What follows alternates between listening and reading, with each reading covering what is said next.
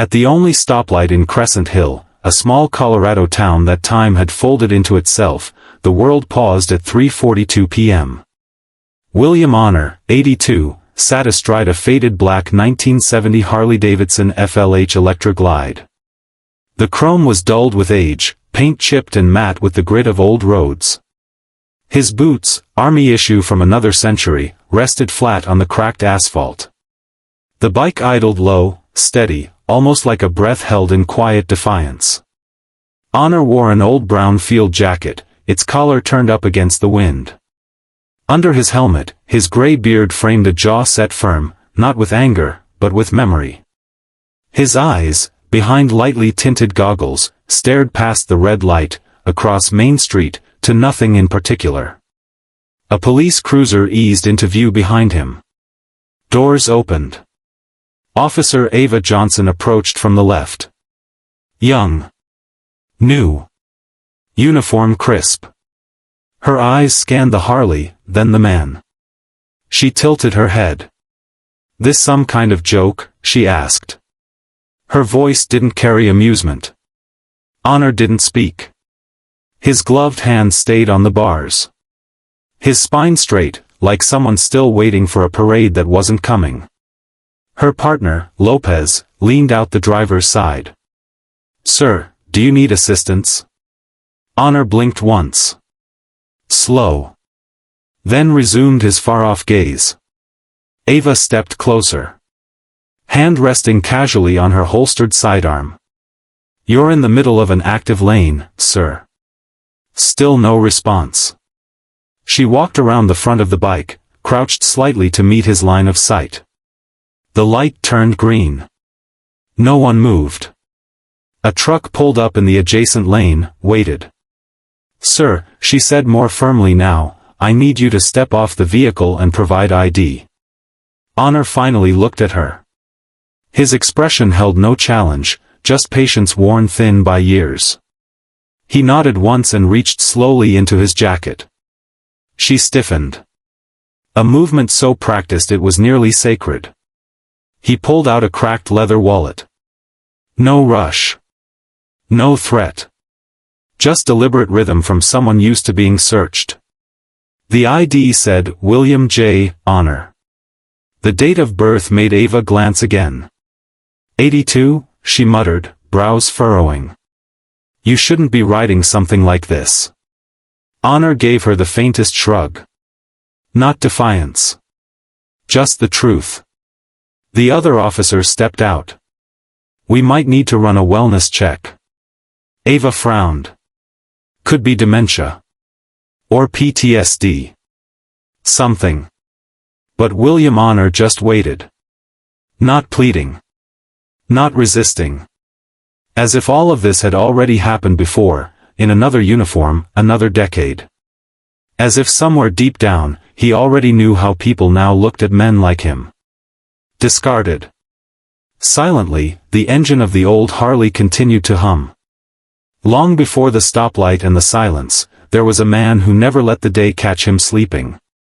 William Honor rose each morning at 4:55 a.m. A habit. Not a preference. The alarm clock had broken sometime in '97, but his body never forgot. He dressed the same each day, flannel, denim, leather boots. He washed his face with cold water. He fed the chickens first, then the dog. Then himself. Coffee. 2 eggs. A single slice of toast.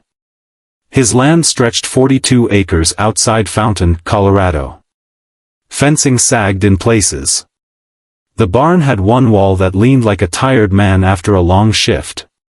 But the soil was faithful. So was he. For 40 years he had worked this land. Before that, 22 years in the U.S. Army. Infantry. Then logistics. Then command. 3 wars, 1 Purple Heart, 2 bullet holes, 1 still lodged near the spine. No fanfare. Just paperwork and quiet. He was not a man who spoke of past glories. He didn't hang medals on his wall. They were kept in a shoebox beneath a toolbox beneath another box that held an old field radio and 2 rusted mess kits. His uniform, pressed and folded, hung in the hall closet behind a moth-eaten winter coat. People in town knew him, but not well.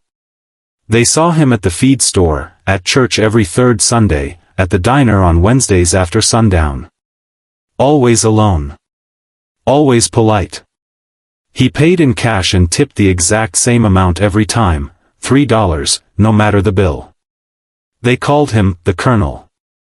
Not mockingly, not reverently, just habit. Few remembered when or how the name had started.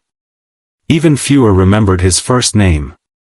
William Honor was a man shaped by routine and time. His house had no intern, his phone still had a rotary dial. He repaired his own fences, changed his own oil, mended his own jeans. The Harley, the same one he rode today, was his companion, not a possession. He rebuilt its engine twice. Replaced the seat himself with worn saddle leather from a horse that had died of old age. He didn't speak to machines, but he treated them as if they mattered. His wife had passed 17 years ago. Cancer. Quietly, like a retreating wave. He had not remarried. There had been no children. Just land, service, and solitude. His days moved like slow breath, nothing rushed, nothing wasted. Once, a young man from the county office came to ask about back taxes. Found Honor under his truck, oil thick on his hands. "Sir," the young man had said with unease, "you're several months behind." Honor had looked at him, not unkindly. "I know." The young man shifted. "There's a payment plan we can. I'll pay it. Next month. You can count on it." And he had. No drama. No calls.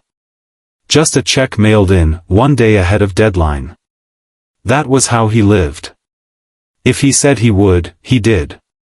He didn't ask for help. Didn't think he deserved any. Not after what he'd seen. Kandahar. Anbar. Hugh City. Places that weren't places anymore. Names that meant nothing to the teenagers speeding down Main in lifted trucks. Names he didn't want them to know. He kept his scars to himself. Physical. Emotional. Otherwise. When his hip locked up in winter, he didn't complain. When memories gripped him at night, he sat on the porch with a thermos and watched the stars until they passed. Sometimes, the dog sat with him. He had one photograph in his bedroom. A black and white print, edges curled from age. For men in jungle fatigues, arms around each other, grinning with sunburnt faces. He never said their names out loud. He didn't need to. Honor didn't speak much about war. When someone at the co-op asked if he'd served, he would nod once and return to weighing feed. But once, just once, he opened up. It was a Memorial Day breakfast at the VFW. A young corporal, back from Afghanistan, sat across from him. Twitchy. Quiet. Coffee untouched. Honor watched him for a long time, then said simply, "You'll learn to carry it better. You won't drop it. But you'll carry it better." The young man nodded. A year later, he came back to thank him. Honor hadn't remembered his name. But he remembered the eyes. That's what stayed with you. The eyes. He had no enemies, no debt, and few conversations. The mailman waved, he waved back. The grocery clerk asked how he was doing, he said, "Can't complain." He paid his bills early, brought eggs to the neighbors without being asked, and left fresh cuttings of lavender on his wife's grave every Sunday. The military had shaped his mind. But it was the farm that shaped his peace. So when they questioned him at that stoplight, when two young officers tried to measure his worth by the condition of his bike or the slowness of his reply, they were looking through the wrong lens. They saw old. They saw alone. They saw a man out of place. What they didn't see was what that man had built with his hands. What he'd buried with his heart. And what he carried, still, with the quiet strength of someone who never needed to shout to be remembered. The green light changed twice. Still, the old man didn't move. Officer Johnson shifted on her feet. Her radio crackled softly, dispatch asking for status. She gave a curt reply, possible mental disorientation. Elderly male on a motorcycle, not responding to verbal commands. She turned back. Sir, you're going to need to dismount. This is for your own safety. Honor's hands rested on the grips, still and quiet. Not clenched. Just present. The motor ticked gently beneath him, like an old heart taking its time. Officer Lopez approached from the other side. He looked slightly older than his partner, but not by much. Let's not make this harder than it needs to be. Johnson stepped closer, voice lowering. We're concerned about your mental state, sir. Honor blinked, once. The calmness in his eyes didn't fade. He moved only to reach again, slowly, into his jacket and produce a folded piece of paper. He handed it to Lopez, who opened it with cautious fingers. It was a registration slip. Clean. Current. No plates on the bike, Johnson noted. Honor spoke, for the first time. They're mounted under the seat. His voice was low, gravel and restraint. Not defiant. Just factual. Johnson didn't acknowledge it. We still need to verify your condition. She motioned to the cruiser. Lopez hesitated. Maybe we can just let him. No, she said sharply. We don't know his mental status. We need to clear him. She turned back. Sir, step off the motorcycle. Honor didn't move. Now, please. More cars were pulling up behind them. Drivers growing impatient. A few honked. A man at a red truck leaned out and shouted, Come on, move him already. Lopez shifted. Let's just get him to the sidewalk, talk to him there. Johnson stepped forward, hand still near her holster. I'm giving you a lawful order to dismount your vehicle. Honor exhaled through his nose, slow and even, and then carefully swung his leg off the Harley. He stood straight. His knees clicked softly. The engine cut off. He walked 2 paces to the sidewalk. Never said a word. Johnson followed. Any history of PTSD, sir? Any medications you should be on? Honor looked at her, long and level. No.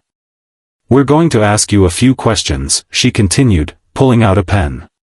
For your own safety. Honor nodded. You already said that. Lopez cleared his throat, trying to read the temperature. Do you live nearby, sir? Yes. Can you tell us where? Honor gave a long pause. Do I need to? Lopez looked to Johnson. She stepped in again. You're not in trouble. But we're authorized to conduct a wellness check if there's reason to believe someone's impaired. I'm not, Honor replied. We'll still need to confirm that. She began a cognitive screening.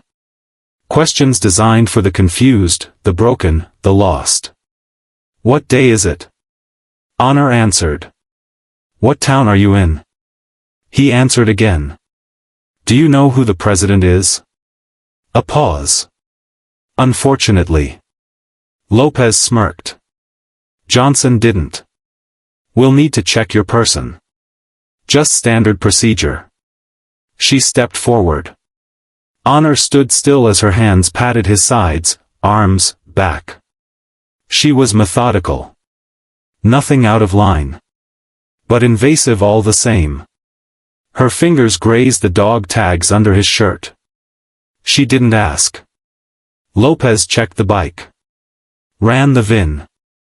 It came back clean. And still, she wasn't satisfied. We'll need to run you through for further screening. There's a hospital nearby. Honor turned his head. You want to take me to a hospital? For an evaluation.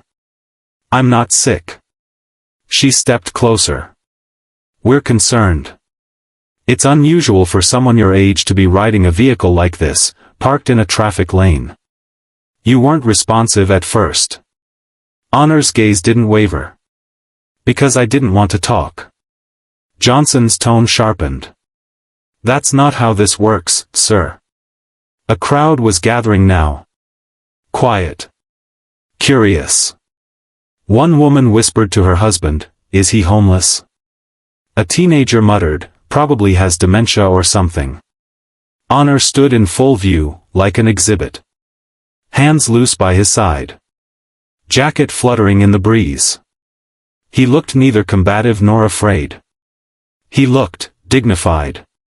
But out of place. A girl in her 20s whispered, "Shouldn't they just leave him alone?" Lopez walked back over. "Sir, if you'd be willing to come with us, we can make this smooth. Just a quick eval, then you're free to go." "I'm not going," Honor said plainly. Johnson stepped in front of him again. "That's not up to you." Her hand moved to the radio. "Dispatch, we may have a non-compliant elderly male. Requesting further guidance." Honor's lips tightened. His breath steady. He didn't twitch, didn't resist. But something behind his eyes shifted. The kind of shift that happens when a man realizes the war isn't over, it's just changed uniforms. They treated him like a broken object. A problem to manage. A relic who no longer had agency. No one asked who he was. Only what he was now. Johnson clicked her tongue, growing impatient. "We'll call in a psych team." The crowd grew thicker. Phones appeared. No one helped. No one spoke. Until someone did. Across the street, behind the window of a small gas station called Patriot Fuel, a man wiped his hands on a rag and stepped away from the register. His name was Marcus Williams. Gulf War, 1st Armored Division. Discharged in '93. Owns the place. Lives in a 2-room apartment above the garage. He kept to himself mostly. Didn't like crowds, didn't do parades. But he saw everything. And he saw William Honor. The posture. The stillness. The restraint. It wasn't just the way the man stood. It was how he stood. Like he'd stood guard before. Like he'd waited under worse skies for longer hours. Marcus dropped the rag, moved to the phone behind the counter. His fingers hovered for only a second before dialing. It was a number he hadn't used in years. But the voice on the other end picked up fast. Fort Carson switchboard. He cleared his throat. "Need to speak with command desk." "Name and purpose?" He gave it. Marcus Williams. "Former service, 1st AD. There's someone outside your chain's gonna want to know about." A pause. Then, "Go ahead." Marcus spoke slowly. "There's a man being detained on Main and 5th, name's William Honor." Silence. Dead air stretched. Then came a breath on the line. "Repeat that name." "William Honor. Rides a black Harley. Looks 80, acts like steel." Another pause. "Sir, please hold." A minute passed. Then another. Marcus stood with the phone pressed to his ear, eyes never leaving the scene outside. The officers were still speaking to him. The woman looked irritated. The man looked unsure. And the old man? Still steady. Still unshaken. The voice returned. Different now. Firmer. "Confirm again.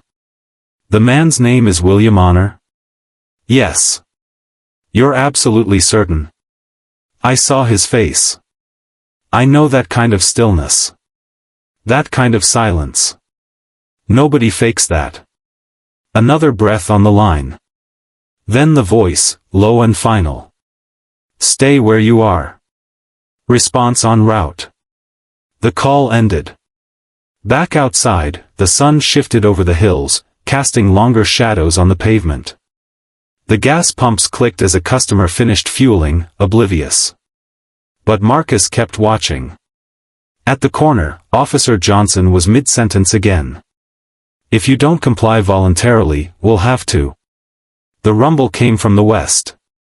Low, then louder. Not engines. Convoy. 12 military Humvees, painted in desert tan, appeared at the far end of Maine. No sirens. No urgency. Just purpose. Precision. Moving like a tide that refused to be denied. The murmurs started first. Heads turned. The crowd parted. And then they came, brakes hissing soft, tires kissing gravel. The Humvees stopped in formation, doors opened in perfect sequence. Men and women in uniform emerged. Full dress. Not parade. Presence. At their head, a tall man in captain's bars. Boots polished, voice sure. Captain George Farrell. He walked directly toward the officers. No rush. No posturing. He stopped in front of Honor and brought his hand up in a slow, deliberate salute. "Colonel." The word was clean, cut from marble. It didn't need explanation. It erased every doubt. Officer Johnson blinked. "Wait, Colonel?" Farrell turned. "Colonel William James Honor. United States Army. Former commanding officer, 5th Infantry Division. Served in Korea, Vietnam, and Desert Storm." He looked back at Honor. "I was a cadet when you visited the academy in '92. You told us leadership wasn't a matter of rank, but of presence." Honor gave the faintest nod. Farrell continued, voice just loud enough for the crowd. "This man commanded 3 regiments. Oversaw evacuation under fire in Basra. Carried wounded men on his back across mine-laced fields in Cambodia. He is not confused. He is not impaired."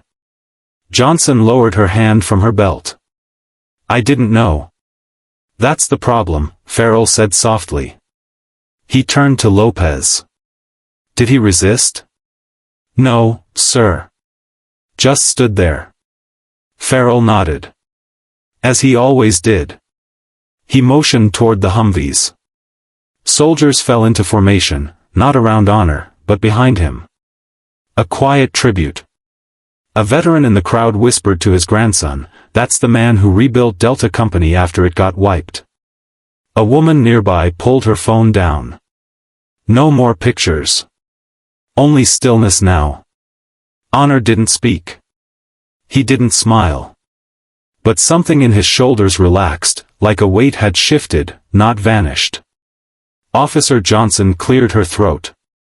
"We meant no disrespect." Farrell looked at her. "Disrespect isn't always loud. Sometimes it's just not seeing who's in front of you." She nodded, eyes lowered. Honor looked at Marcus across the street. And nodded once. Just once. Marcus saluted in return. No words. No thanks. Just witness. The light on Main turned red again, though no one noticed. The Humvees sat motionless. The street had emptied of noise. Captain Farrell stood shoulder to shoulder with William Honor, while the officers, Lopez quiet, Johnson subdued, stepped back without protest. People in the crowd lowered their phones. A few removed their hats. A reverence had crept in, not from command, but from understanding. As if, suddenly, everyone could feel what stood before them. Farrell turned to the officers. This man should not have to explain himself. Johnson cleared her throat. "Captain, we had no way of knowing." "You had a way," Farrell interrupted softly. "You just didn't use it." He didn't raise his voice. He didn't need to. One of the soldiers approached from the line, Sergeant First Class Reyes. She carried a folder, which she handed to Farrell. He opened it, handed it to Lopez without ceremony. The officer skimmed. His face changed. Decorations. Bronze Star with Valor. Silver Star. Distinguished Service Medal. Command assignments, field citations, letters of commendation signed by names that now appeared in textbooks. One line stood out. Colonel William J. Honor, exemplary service across 3 theaters of war. Known among his men for his integrity, presence under fire, and unshakable moral compass. Lopez looked up. I didn't know. Honor met his eyes. You didn't ask. Captain Farrell turned toward the watching crowd. Colonel Honor did not stop in that lane by accident. His front brake line snapped. He kept the bike upright. Controlled the roll. Parked safely. Then waited. He paused, then added, in silence. Johnson shifted awkwardly. We thought he might have been impaired. He was waiting for assistance, Farrell replied. He didn't call for it. He just trusted someone would come. Then his tone changed, not angry, just steady. The Army taught us not to leave our own behind. That doesn't stop after retirement. The words rippled through the air. No applause. Just stillness. Then, slowly, Farrell turned back to Honor. He saluted again. This time, Honor returned it. Sharp. Precise. A movement that time had not dulled. Farrell stepped aside. Your unit's waiting, sir. Behind them, a dozen soldiers in fatigues now stood at attention. Not a performance, an act of memory. They flanked the old Harley. One stepped forward, knelt, and inspected the brake line. Another produced a replacement part from a canvas kit. Within minutes, the line was restored.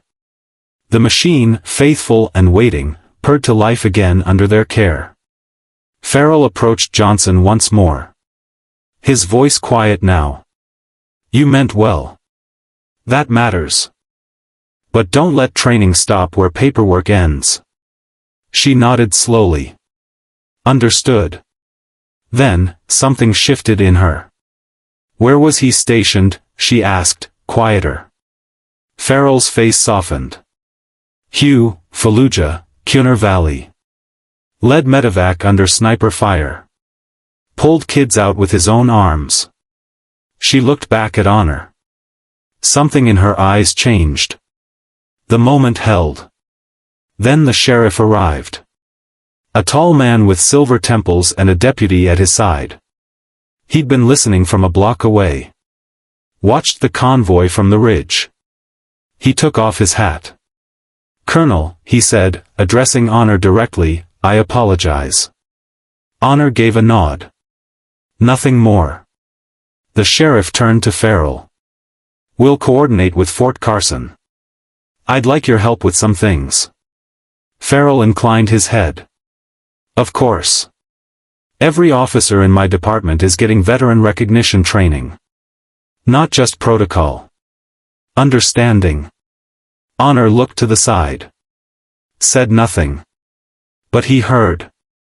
2 days later, Officer Johnson arrived at the farm. The gate was open. The barn light was on. Honor was seated at a wooden table just outside, polishing the chain on a rusted tiller. A coffee pot steamed near his elbow. She didn't wear her uniform. Sir, she said, may I? He nodded toward the second cup already waiting. She sat. For a moment, silence ruled. Then, Honor asked, without accusation, why did you assume the worst? She didn't answer right away. Then, because I didn't stop to think there was more to you. I saw old. I saw still. I didn't see the man. Honor stirred his coffee. Most don't. She looked up. That'll change. He met her eyes. I hope it does. They sat in the quiet for a while, drinking from chipped white mugs. The wind stirred the field beyond the fence line. Chickens rustled in the distance. No lecture. No apology demanded. Just presence. When she left, she paused at the gate. "You ever need anything," she said, "call." Honor didn't reply. Just lifted one hand, palm out. Enough. The incident didn't make the national news. It wasn't loud enough. But in Crescent Hill, and on every bulletin board between the sheriff's office and Fort Carson, it lingered like weather. Word spread slowly. Through town halls and veterans' breakfasts. Through hushed conversations over coffee and quiet apologies passed from one shift to another. The sheriff, true to his word, set things in motion. Fort Carson assigned a liaison. Not just for this town, for the whole county. Officer training modules were rewritten. Not rebranded. Rewritten. They included stills from a gas station camera, an old man on a Harley. A soldier standing at salute. The silence that fell over a street when someone finally saw clearly. At roll call, younger officers sat straighter when the story was recounted. Recognition, they called it. But it was more than that. It was memory. A few days after her visit to the farm, Officer Ava Johnson stood before her peers in the training room. Not as the instructor. As the subject. She described her mistake without excuse. Colonel Honor didn't demand respect, she said. He just didn't surrender it. And we almost took that as defiance. She paused. I'll carry that with me. The room was quiet when she finished. No one applauded. That, too, was fitting. Out on his land, Honor kept to his rhythm. The tiller worked. So did the brake line. The chickens had begun to trust him again after the convoy had frightened them. He didn't speak much of what happened. But one afternoon, he walked to the far end of his field and dug a small post hole near the edge of the fence. From the barn, he brought out an old wooden sign. It read, in faded hand-painted lettering. Leave no one behind. He planted it deep, packed the dirt, and stepped back. Looked at it for a long time. Then walked back toward the house. Captain Farrell returned once, unannounced. He brought a sealed envelope. Honor opened it at the kitchen table, beneath the old ceiling fan that ticked when the wind shifted. It was a formal citation from the Department of Defense, recognizing his continued service through mentorship and example. A signature at the bottom, the Army Chief of Staff. Honor set it aside. Later, it ended up in the same box as the others. Marcus Williams, the man from the gas station, came by one evening just after dusk. He didn't knock. Honor was sitting on the porch with the thermos. Marcus sat beside him. Pulled out a flask and poured a little into each of their cups. They didn't talk about that day. They talked about Onbar. And about a lieutenant they both knew. And about how some scars don't show. When Marcus left, he turned once at the end of the driveway and raised a hand. Honor raised his in return. That was enough. In town, someone printed new posters for the Memorial Day parade. For the first time in years, Honor's name was listed among the veterans. He didn't march. But people turned when he rode by, slow, steady on that same black Harley. They didn't cheer. They nodded. Some saluted. A child pointed and asked, "Is he a soldier?" And her father said, "He still is." Lopez visited once, too. He brought a book on military ethics. Left it on the porch without a word. Honor opened it a week later. There was a note tucked inside. "We should have seen you sooner. Now we won't forget." He didn't reply. But he kept the book. Late one evening, as the stars came out, Honor walked out to the barn and retrieved his old uniform. He hung it on the front door of the farmhouse. No ceremony. Just fabric and silence. The wind moved the sleeves gently, like a man at attention, waiting. Honor endures.